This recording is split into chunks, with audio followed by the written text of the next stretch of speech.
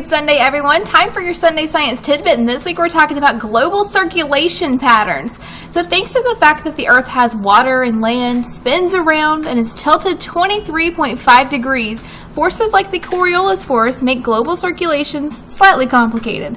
We have three different circulations called the Hadley cell, Ferrel cell, and polar cell. The Hadley cell is closest to the equator, and it's thermally direct, meaning that the warm air rises and the cool air sinks.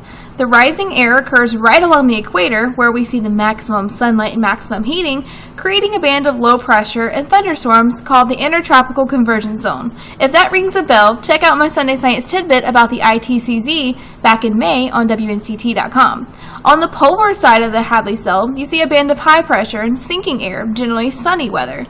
The polar cell is very similar to the Hadley cell. It circulates in the same way, with rising air on the equatorward side of the cell and sinking motion right at the poles. You'll find a low pressure and thunderstorms around 60 degrees latitude and high pressure systems right along the poles.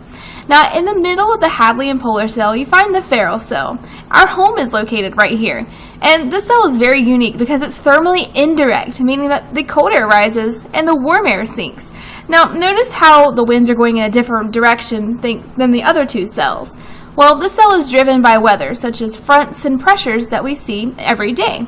Well, the three cells don't exist just in the northern hemisphere, but in the southern hemisphere as well. And here's the cool thing. If you look at a picture of Earth, you can see the deserts around 30 degrees north and south, and lush greenery around the equator and 60 degrees north and south, thanks to the different circulations of the global circulation patterns.